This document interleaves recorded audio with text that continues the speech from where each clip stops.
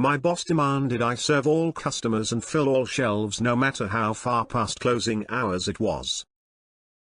So, my first job I ever worked at for a few years was a grocery retail store, with several different departments, including a deli for lunch meat and cheese, which is where I worked. One night I was working 1 p.m. 9 p.m. 9 p.m. is when the deli and other special departments closed and we're expected to be done and clocked out, but the rest of the store remained open 24/7 for general groceries. It was me and one other guy. We had an especially busy night, and we were a little behind on our cleaning as a result, but we had our meat slicing machines already coated with sanitizer after working for 15 minutes to get all the little meat chunks and shavings out of every corner, as we were pretty serious about making sure those things were clean as can be. It's about 8:55 at this point. We're almost late to leave and the store we worked for did not like overtime. If you were getting any amount of overtime, you would get chewed out the next day for it, even for a little amount. A woman walks up to the counter and starts looking through the product, as we had a glass case filled with a bunch of types of our lunch meats pre-sliced and ready to go for bagging up. She looks at one and says, "I want this turkey right here, but I want it freshly sliced." I of course look to my co-worker and we both can see the 2 slices we have are still covered in the sanitizer we use and are drying, as per the food safety protocol written on the bottle that says to allow 20 to 30 minutes minimum for the sanitizer to dry after application. I tell her, "Well ma'am, we really can't do that right now. Our slices are both being cleaned at the moment as the department is closed in 5 minutes, but I'd be glad to get you something here from our cold case." "So you're not gonna slice it fresh for me, that's what you're saying?" I replied. "That's correct, I apologize." Without another word she walks away and myself and my co-worker go back to what we were doing, and we finish cleaning and go home after about 5 more minutes, narrowly clocking out on time. Fast forward 2 days later, me and the same co-worker come in and start getting to work like a normal day. About 3 p.m., 2 hours into my shift, I personally get called into the head honcho's office. The store director as they're titled. I think nothing of it and head on upstairs and go inside the office and sit down. The store director hands me a piece of paper and says, "Tell me what caused this." I look at the paper and it's a printed out screenshot of a Google review for our store, 1 star out of 5, and a full paragraph from that lady of 2 nights before complaining that she didn't get her freshly sliced meat from the rude employee. And then described specifically me.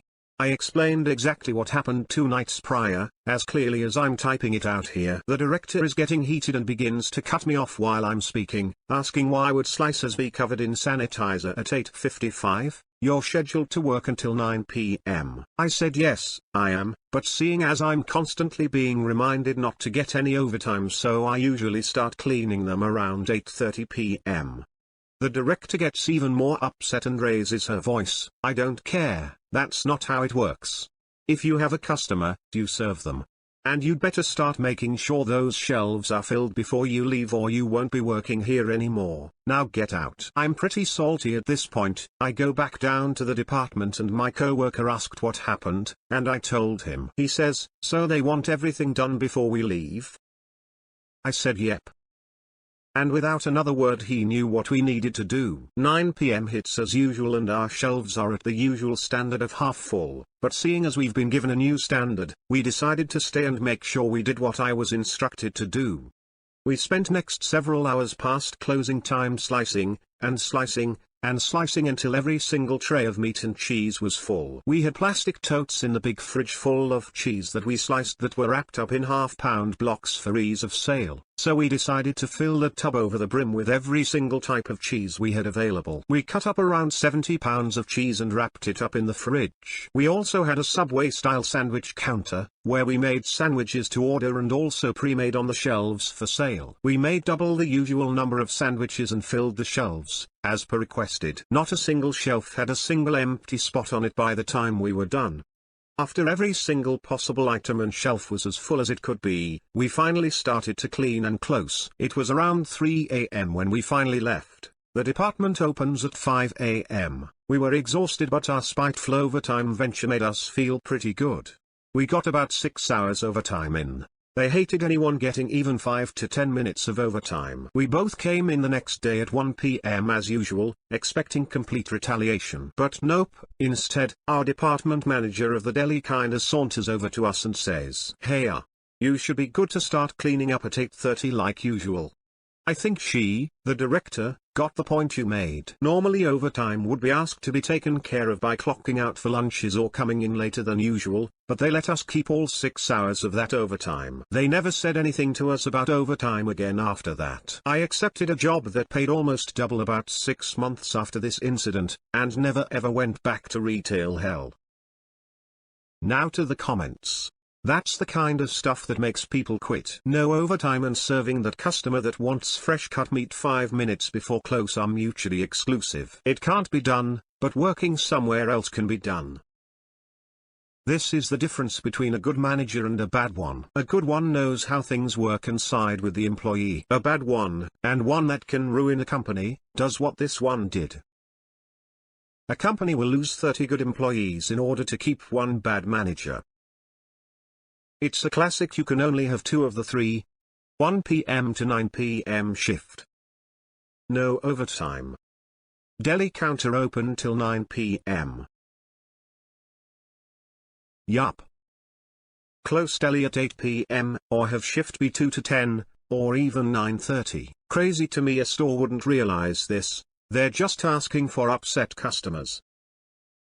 Lol, I worked at supermarket that recently, at the time, got approved to sell 6-packs and 12-packs of beer. Unheard of in my state's history.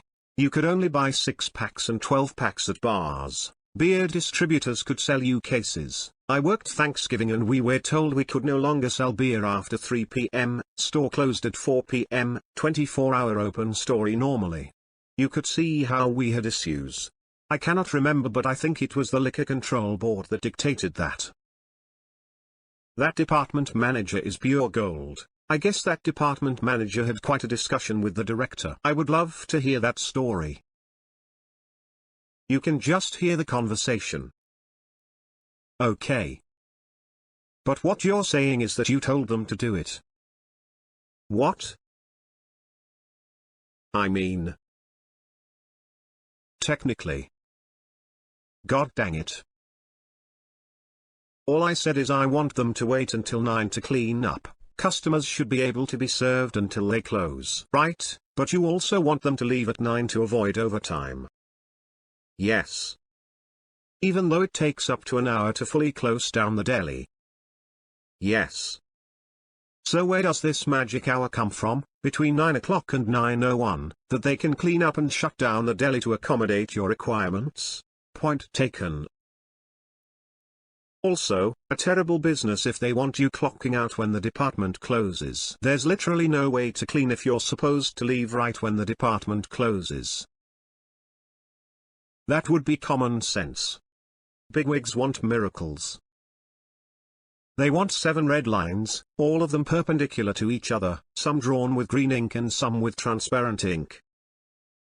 When between a rock and a hard place, the only thing to do is be water.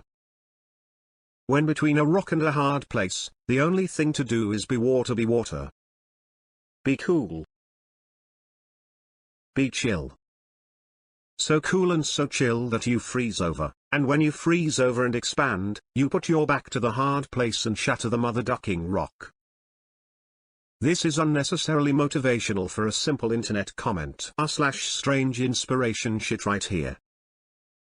I've posted this story before, but here is my story about working in a deli. Like you, I didn't keep all of our shelves full because I was the one who kept track of what we were throwing away and started making an amount much closer to what we actually sell. After doing that with zero issues for a month or so, we were getting some bigwigs to come into the store. I learned a long time ago to not care about them. Well, they told the store manager and co-store manager that they didn't like that the hot cases weren't full to the brim, and specifically there weren't enough chickens out. I was told by the co-store manager that I needed more chickens out, so I asked how many more he wanted. I don't want you to stop cooking chickens. Are you sure? Yes. 6 hours later and I am done with my shift and there isn't a piece of fried or rotisserie chicken left in the entire store to cook. I never stopped cooking chickens and even had both of the ovens running because that is exactly what I was told to do. People were a little pissed the rest of the week when none of it was made at all, but hey, maybe they should order 8x the amount of food they need so that bigwigs can feel like they do something useful. They're so much more focused any short-term gains that could be made that they don't stop after you say "Are you sure?" and go "Wait, am I sure? What are the consequences of this?" They're actually down there while I just sit up in my office. Maybe they know something I don't. They just instantly go "Yes." and let all hell break loose. Can I get that in writing? Gives more opportunity for them to think twice before putting the noose around their neck. But if they do it anyway, all you have to do is hoist them up.